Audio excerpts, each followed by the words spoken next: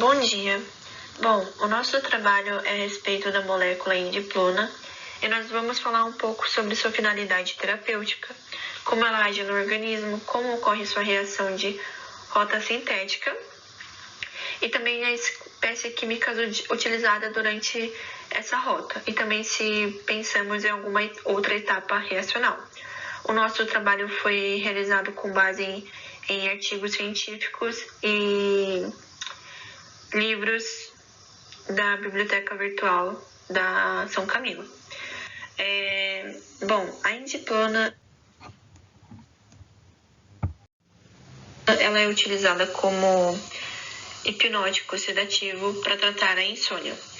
E a insônia é clinicamente definida como uma insatisfação na qualidade e quantidade de sono associada a alguns sintomas noturnos, que são dificuldade em iniciar e manter o sono e o despertar precoce.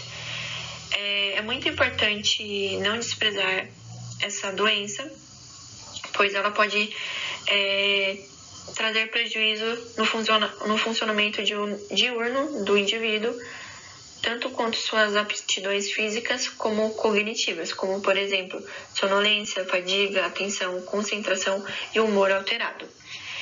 De acordo com a Associação Brasileira do Sono, 1 a cada 3 brasileiros estão afetados por esse distúrbio e ela está associada habitualmente ao aumento do nível de alerta fisiológico e psicológico durante a noite, juntamente com outros condicionamentos negativos para dormir, que se torna um ciclo vicioso, porque quanto mais a pessoa tenta dormir e mais frustrada ela fica, mais dificuldade de dormir ela vai ter.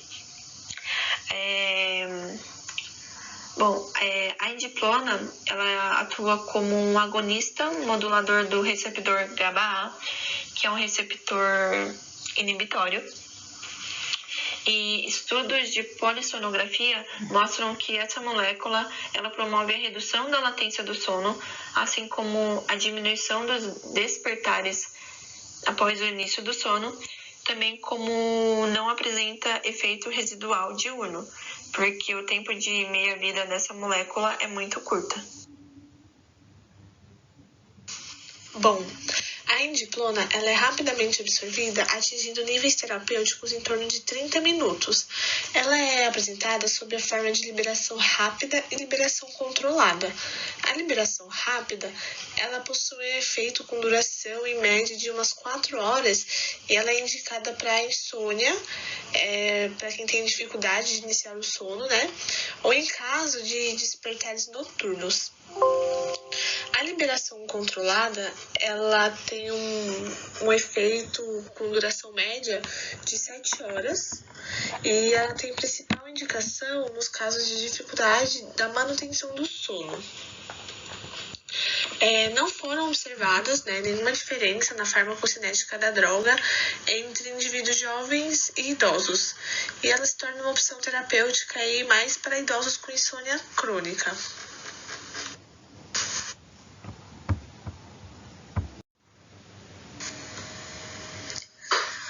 Na reação 27 para 28 ocorre uma metilação.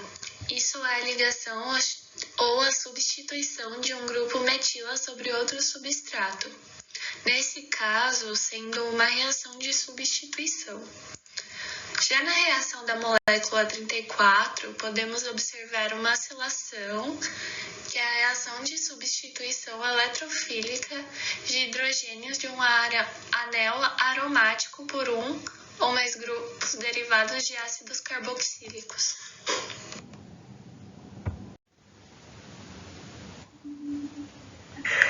Bom, eu vou falar um pouquinho sobre cada uma das espécies químicas utilizadas para fazer a transformação.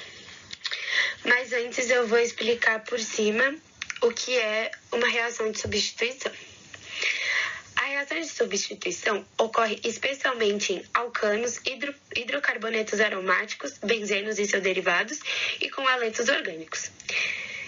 Visto que essas reações são moleculares, elas são mais difíceis de ocorrer e muito mais lentas, porque deve haver a quebra de uma ligação entre o átomo que será substituído e o carbono da cadeia. além da formação de uma nova ligação com o radical substituinte. Assim, essas reações ocorrem em condições energéticas envolvendo altas temperaturas, altas pressões e o uso de catalisadores. A nossa reação de substituição é nucleofílica. É um processo de segunda ordem. A velocidade é proporcional às concentrações de substratos e nucleófilo. É um processo que ocorre em uma etapa só. Isso significa que o nucleófilo se aproxima do substrato em um ângulo de 180 graus em relação ao grupo abandonador. Essa aproximação minimiza a repulsão estérica e eletrônica entre o substrato e o nucleófilo. Na nossa reação, o nucleófilo é o nitrogênio. E o que é o nucleófilo? O nucleófilo é aquele que doa um par de elétrons para formar uma ligação. Toda molécula ou íon com um par livre de elétrons, ou pelo menos uma ligação π, pode atuar como nucleófilo. O substrato, ele é o 27 do 28. Então, o substrato da nossa reação é o 27 do 28, sendo que o DMF é o solvente. O nosso catalisador é o hidreto de sódio.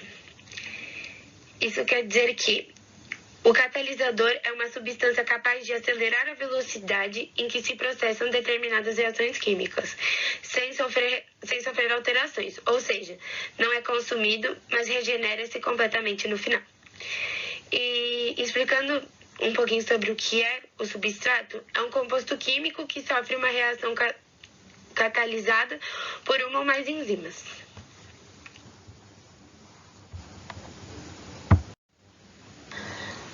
Em relação a propor outra etapa reacional, não é possível, pois ultrapassaria o máximo de ligações que os compostos poderiam fazer, quebrando a regra do octeto.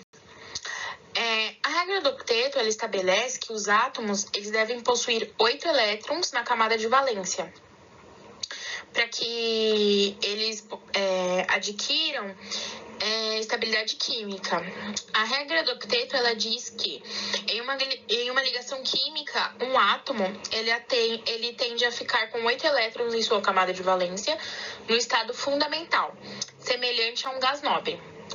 Para que os átomos apresentem a camada de valência completa, é preciso realizar ligações químicas com o objetivo de doar ou receber elétrons, e também compartilhar elétrons.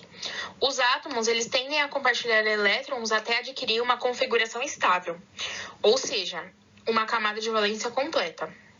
Desse modo, um átomo ele apresenta a distribuição eletrônica igual a de um gás nobre, mais próximo ao seu número atômico. Portanto, não seria possível propor uma outra etapa reacional. E aqui estão as nossas referências bibliográficas.